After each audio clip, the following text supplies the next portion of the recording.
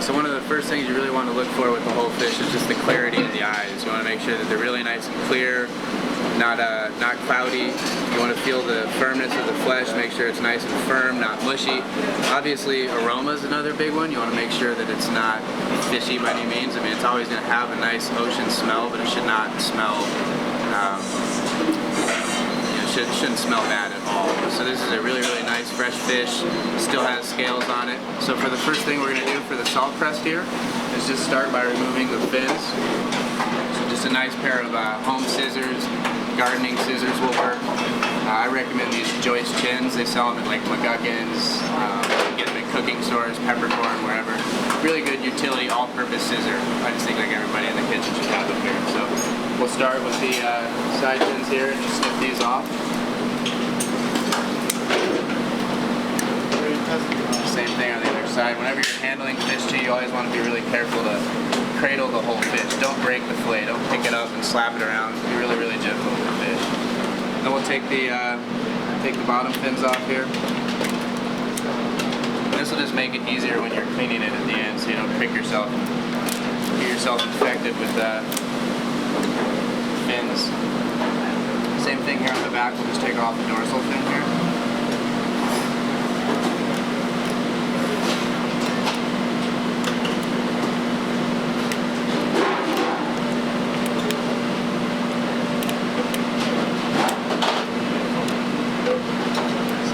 Now that we've removed all our fins, we're going to leave the scales on this guy. The cavity's been cleaned, it's been washed out. You can always rinse it with a little bit of cold water.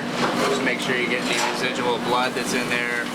Make sure it's nice and cold. Just give it a nice little rinse. Rinse out the cavities. Give the gills a rinse.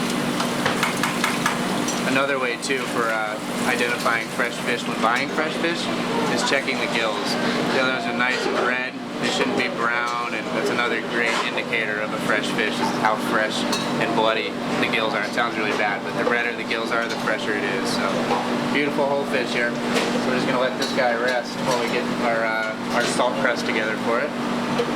So for that, we're going to add our egg whites. We got some whole black peppercorns. We got some coriander seed, whole coriander seed. A little bit of fennel seed as well. There's really no need to toast any of these spices because you're going to bake them in the oven, so all the aromatics from the spice is going to be released as it cooks. Generally, you could give it a little toast in a saute pan, but I really don't think it's necessary. So here we go. We got them in our morto and pesto. If you have a spice grinder at home, you can do that. Just give them a nice little break. Just help release all the aromatics and all the spices as it roasts.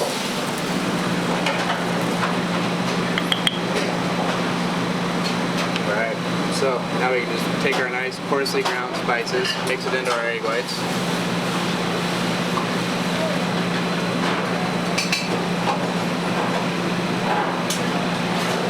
Take my whisk here and just kind of mix it into the egg whites. This is something like, I have a recipe actually weighed out in grams, but this is something where you can always just eyeball too, and I'll just show you how to do that. So, mix that up. Got our salt here ready to go.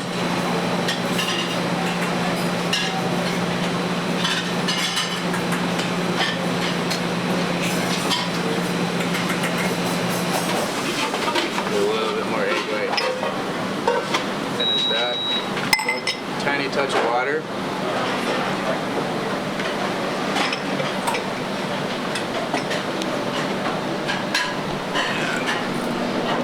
And keep adding the salt.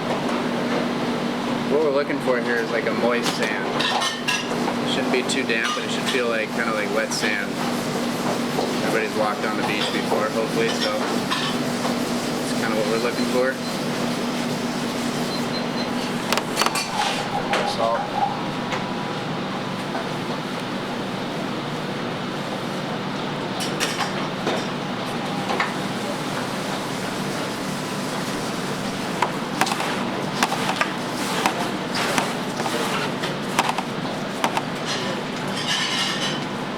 Just over there. I usually tell too by wadding it up and seeing how it holds.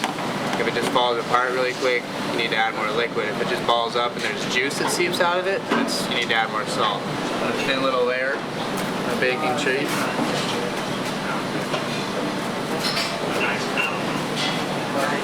And this will just act as like a diffuser as it bakes. You put it directly on a sheet, chances are the bottom's going to bake too quick.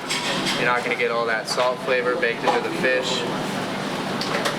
This will just help act as a diffuser and help keep the fish moist on the bottom, let that salt penetrate the fish. And just do the same here on top. Just start adding our salt crust to it.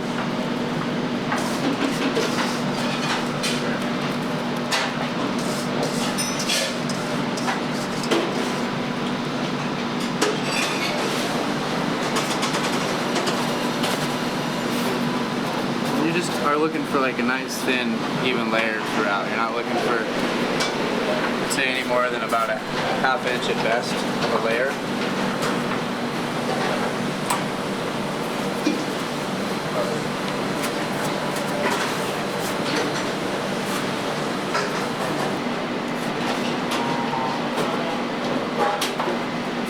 A lot of cooking is just feeling anyway. Part of the reason why I love it so much. You get to use all your senses with it. There we go, we got a nice salt-packed snapper. So there we go, just got a nice even little crust on that guy. Pretty straightforward. Like I said before, pretty good rule of thumb in terms of how long to cook these for, 10 minutes per pound for a whole fish. This guy's about a 2.5 pound fish, so we're going to set a timer for 25 minutes. Give it a good bake. And usually we roast these guys about 350 with the fan. If you don't have a fan at home, you can do about 375, 400. Go ahead and pop that guy in the oven.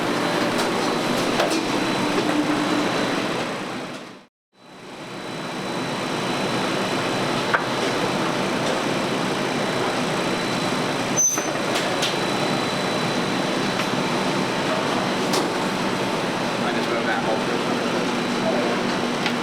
Set that guy here just to cool for a minute.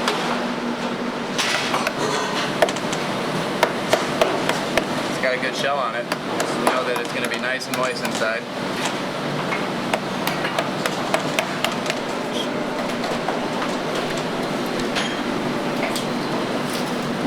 We can start to peel off our salt crust. We're just going to remove the skin as the first step. So the skin should be fairly easy to remove. Sometimes can be a little troublesome, but for the most part it should just peel right off. Now we got our skin removed.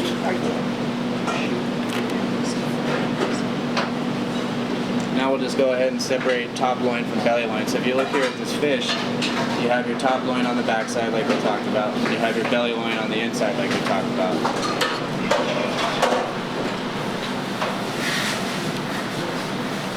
A little bit tricky here.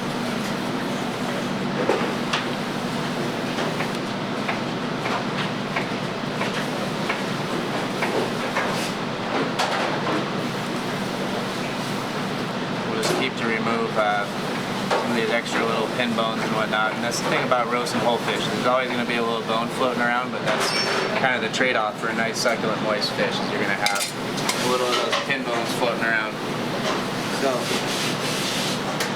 same sort of thing on this side, just gently peel it off.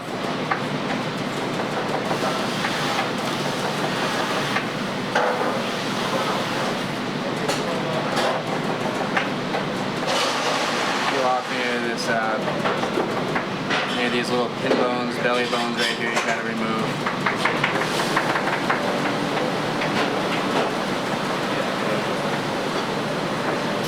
Same thing on the inside. There's usually a little bit of bloodline to trim off. And, there's a whole roasted fish.